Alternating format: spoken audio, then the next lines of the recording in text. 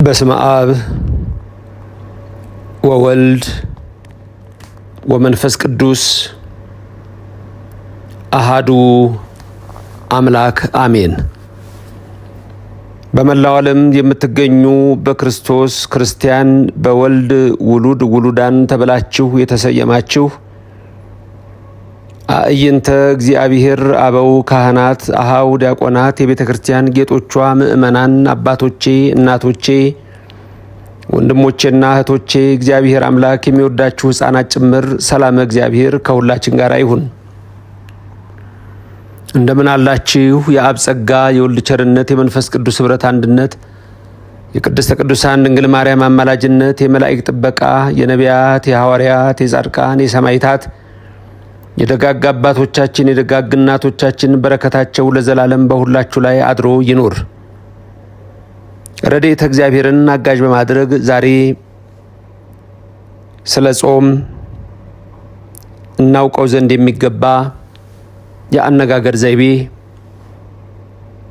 ለማስታወስ ወደድሁ። ይሄም ጾም እንዴት ነው ተብሎ ይጠየቃል ወይ በሚለው ኃይለ ቃል ይሆናል።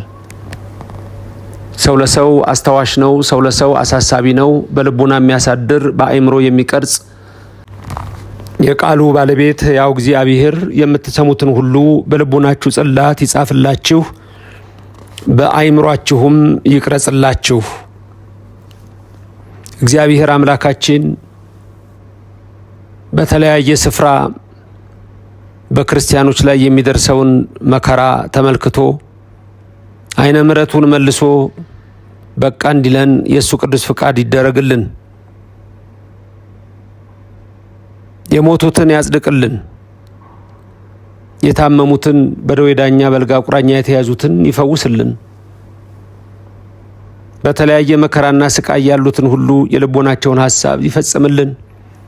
እናንተም ይህንን ቃል የምትሰሙትን ሁሉ እግዚአብሔር ልመናችሁን ይስማላችሁ፣ የምትጠይቁትን ይፈጽምላችሁ፣ ያልጠየቃችሁትንም በረከት በቤታችሁ ይሙላላችሁ። ባላችሁበት ሁሉ ስፍራ የእግዚአብሔር ክንዱ ጋሻ ቀኙ ከለላ ይሆናችሁ። እመብርሃን በወርቅ ልብሷ ተሸፍናችሁ። ጾም እንዴት ነው ተብሎ ይጠየቃል ወይ? ይህን ትምህርት ከተማራችሁ በኋላ ሌሎች ሰዎች ማዳረስን አትርሱ። ይልቁንም ደግሞ የእግዚአብሔር ቃል ለሌሎች ሰዎች እንዲደርስ ላይክ፣ ሼር በማድረግ የምትተባበሩ ሁሉ ሰብስክራይብ በማድረግም በዚህ ገጽ የምትማሩ በጠቅላላ እግዚአብሔር አምላክ ደግሞ ለእናንተ የምትሹትን አድርጎ ልመናችሁን ተቀብሎ በበረከት እጁ ቤታችሁን በበረከት ይሙላላችሁ። ጾም እንዴት ነው ተብሎ ይጠየቃል ወይ? ይህን ያልኩበት ምክንያት አንዳንድ ሰዎች ሲገናኙ ጾም እንዴት ነው ሲባባሉ ሰምቻለሁኝ። ስለዚህ ይሄ ንግግር ትክክል ነው ወይ የሚለውን ነው። እናንተስ ብላችሁ ታውቃላችሁ? ድንገት ጾም እንዴት ይዞሃል? ጾም እንዴት ይዞሻል? ጾም እንዴት ነው ተባብላችሁ ታውቃላችሁ? ለማንኛውም የጌታችን የኢየሱስ ክርስቶስን ወንጌል ከነገርኳችሁ በኋላ በመጨረሻ ላይ መልሱን ታገኛላችሁ። የሰላም አምላክ እግዚአብሔር ሰላሙን ለሀገራችንና ለእኛም ለሕዝባችን ለመላው ዓለም ይስጥልን። የማቴዎስ ወንጌል ምዕራፍ 6 ቁጥር 16 እና 17 18 ጌታችን መድኃኒታችን ኢየሱስ ክርስቶስ በልብ መታሰቡ በቃል መነገሩ ከፍ ከፍ ይበልና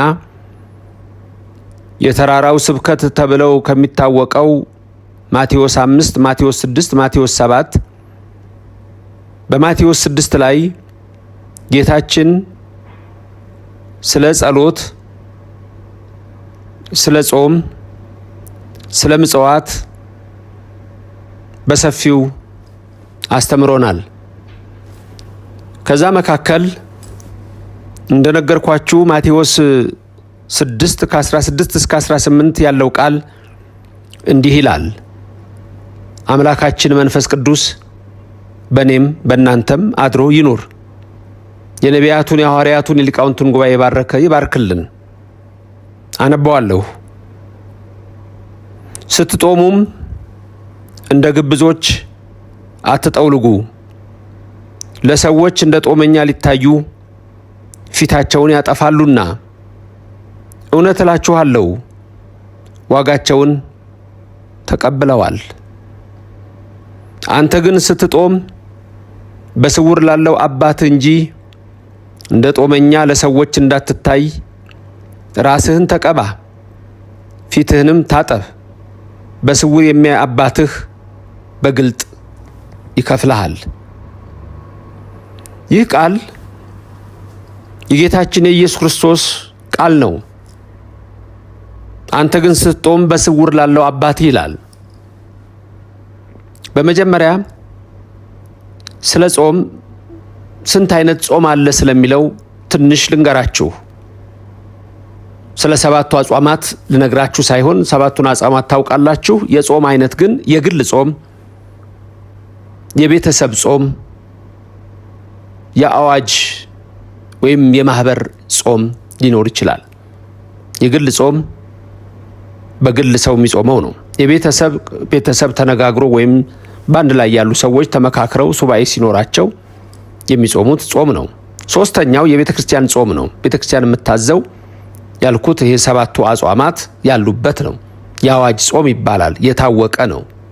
ሌሎች ጾሞች ግን በግል የሚጾሙ፣ በቤተሰብ የሚጾሙ፣ በአዋጅም የሚነገሩ አይደሉም። እዚህ ላይ ግን አሁን ጌታችን ኢየሱስ ክርስቶስ ስትጾሙ እንደ ግብዞች አትጠውልጉ፣ ለሰዎች እንደ ጦመኛ ሊታዩ ፊታቸውን ያጠፋሉና እውነት እላችኋለሁ ዋጋቸውን ተቀብለዋል የሚለው እነዚህ ግብዞች የተባሉ ወይም ፈሪሳውያን ወይም ሰዱቃውያን ወይም ጸሐፍት ሰው እንዲያይላቸው የሚጾሙ ናቸው። አንዳንድ ሰዎች ጾማቸውን ሰው እንዲያይላቸው ይፈልጋሉ፣ እግዚአብሔር እንዲያይላቸው ሳይሆን ፊታቸውን ያጠፋሉ። በቃ ጾመኛ ነን ብለው እንዲታወቅላቸው ይሻሉ። ዋጋቸውን ተቀብለዋል ማለት ምን ማለት ነው? በየት ነው የተቀበሉት? በሰው ዘንድ ነው። ምክንያቱም ለሰው እንዲታዩ ስለሆነ የጾሙት፣ ፊታቸውን አጠውልገው ስለሆነ ለጾም፣ ፊታቸውን አጥፍተው ስለሆነ ለሰው እንዲታዩ ስለሆነ ዋጋቸውን ተቀብለዋል። ከሌ እኮ ጾመኛ ነው፣ እሷ ጾመኛ ነች፣ አለቀ። በዚህ የሰማይ ዋጋ ግን የለም። ሀግሉ እሴቶሙ፣ በሰማይ ያለ በረከታቸውን አጡ ይላል። ስለዚህ አንተ ግን ስትጾም አለ፣ ወይም አንቺ ስትጾሚ፣ ወይም እናንተ ስትጾሙ በስውር ላለ አባታችሁ ነው የምትጾሙት። ለእግዚአብሔር ነው ጸሎቱ፣ ልመናው። በተለይ አሁን እንዳልኳችሁ ይሄ በግል በቤተሰብ የሚደረገውን ነው። በአዋጅም የሚደረገው ጾም ይታወቃል። እንደዛም ቢሆን ግን በዛም ጾም ውስጥ በ7ቱ አጽዋማት ውስጥም ለሰው ለመታየት የሚጾም ጾም የለንም። ጾመኛ ለመባል የሚጾም ጾም የለንም። ስለዚህ ጌታችን መድኃኒታችን ኢየሱስ ክርስቶስ ለኔ በስውር ላለው ለኔ ላለሁት ለኔ ላለው ለአባቴ ላለው ለመንፈስ ቅዱስ ጾሙ። ራሳችሁን ለሰዎች አይደለም የምታሳዩት። ራሳችሁን ተቀቡ ማለት ፍቅር ነው። ፍቅርን ያዙ ነው። ራሳችሁን ታጠቡ። በጾም ጊዜ ፍቅርን ያዙ ነው። ፍቅር የለም፣ ጠብ ነው፣ ክርክር ነው፣ ንትርክ ነው፣ አድመኝነት ነው፣ ሴረኝነት ነው። ስለዚህ ራስን ተቀባ ማለት ፍቅርን የያዝ ነው። ሰውን ሁሉ ውደድ ነው። ፍቅር ደግሞ እግዚአብሔርን መውደድ ነው። ሁለት ሰውን መውደድ ነው። እግዚአብሔርን እንወዳለን ወይ ሰውን እንወዳለን ወይ ነው። ስለዚህ በስውር ላለ አባት ጾም ያለው በስውር ያለ አባት ማለት የማይታየው እግዚአብሔር ነው። በሰማይ ላለው ለእግዚአብሔር ነው። ጾም ከእግዚአብሔር ጋር የሚገናኙበት መሳሪያ ነው እንጂ ለሰው የሚያወሩትና የሚነግሩት አይደለም። ፊትህን ታጠብ ይላል። ፊትህን ታጠብ ደግሞ አልቅስ ነው። ሚስጥሩ እንደዛ ነው። በፊትህ አትታይ አትጠውልግ ነው። በሚስጥሩ ግን ምንድነው? ራስን ተቀባ፣ ፍቅርን ያዝ፣ ፊትህን ታጠብ፣ አልቅስ፣ አንባ፣ አንቢ፣ አልቅሺ። በጸሎቱም በጾሙም ሰዓት በስውር የሚያባት በግልጥ ይከፍልሃል። ሲከፈላችሁ ደግሞ በግልጽ ነው የሚከፈላችሁ። ስለዚህ እግዚአብሔር የሚያዘው ጾም ምን አይነት ስርዓት እንዳለው ከዚህ መማር እንችላለን። የተከበራችሁ ክርስቲያኖች ወደ ተነሳውበት ዓላማ ልምጣ። ከዚህ ቃል የተነሳ ምን ይመስላችኋል? ጾም እንዴት ይዞሃል? ጾም እንዴት ይዞሻል? ጾም እንዴት ነው ተብሎ ሰው ከሰው ጋር ሲገናኝ ለሰላምታ መጠያየቅ ይችላል ወይ? እንዲህ ዝም ብሎ በአደባባይ በመንገድ ላይ እንዲህ ማለት ይችላል ወይ ቢባል ይሄ ከየት እንደመጣ አላውቅም።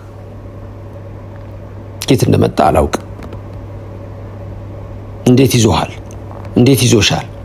በስውር ላለ አባትህ ለእግዚአብሔር የምታደርገው በረከትሽ በስውር ላለ አባትሽ የምታቀርቢው መስዋዕትሽ ይሄ ነው። ስለዚህ ዝም ብሎ በአደባባይ ጾም እንዴት ነው? ይሄ የግብዞች ባህሪ ነው። ይሄ የጸሐፍት ባህሪ ነው። ክርስቶስ ይህንን ተናግሯል። ስለዚህ ጾም እንዴት ነው አይባልም። እንዴት ይዞሃል አይባልም። እንዴት ይዞሻል አይባልም። ጾሙን ከተፈታ በኋላ ደግሞ ጾመ ልጓሙን እንኳን ፈታልህ አይባልም። በዓሉ ከሆነ እንኳን አደረሰ ነው እንጂ ጾመ ልጓሙን ጾም እንደ ልጓም እንደ ማሰሪያ። ስለዚህ አነጋገራችን ሁሉ መስተካከል አለበት ብዬ አምናለሁ። ጾም እንዴት ይዞሻል፣ ጾም እንዴት ይዞሃል እየተባለ በሰላምታ መሃል ሰው ሊነጋገረው የሚገባ አይደለም። ስለ ጾም መነጋገር ይቻላል፣ ስለ ጾም ማውራት ይቻላል፣ ብዙ ነገር። በዚህ አይነት መልክ ግን ከሰላምታ ጋር ተቀላቅሎ አብሮ የሚነገር አይደለም። ይህንን ነው ዛሬ ላስታውሳችሁ የፈለኩት። እናንተ ደግሞ ከተማራችሁ በኋላ ሌሎችም ሰዎች ላይክና ሼር አድርጋችሁ አድርሱ። እግዚአብሔር እናንተን ልመና ይቀበልላችሁ። ቅድስት ድንግል ማርያም በቀኝ በግራ ትቁምላችሁ፣ ከፊት ትምራችሁ፣ ከኋላ ትከተላችሁ። በልቡናችን ከልጇ ጋር ነግሳ ለዘላለም ትኖር። ያስተማረን የመከረን የገሰጸን ኃያሉ አምላክ እግዚአብሔር ክብርና ምስጋና ይግባው። እግዚአብሔር በመግባት በመውጣታችሁ በቀኙ ጋሻ በክንዱ ከለላ ሆኖ እንዲጠብቃችሁ የአምላክ ፍቃድ ይሁን። በረድኤቱም በቸርነቱም አይለየን። መዋዕለ ጾማችን አስፈጽሞ በሰላም ለብርሃነ ትንሣኤው እንዲያደርሰን ፍቃድ ይሁንልን። በየቦታው የሚገደሉትን የክርስቲያኖች ደም እንደ አቤል ደም እግዚአብሔር ይበቀልልን። እግዚአብሔር አምላካችን በረድኤቱና በቸርነቱ አይለየን። የተቀደሰ ዕለት ለሁላችን ይሁን። ሰላም ሁኑልኝ። ልዑል እግዚአብሔር ይባርካችሁ፣ ፊቱንም ያብራላችሁ። አሜን።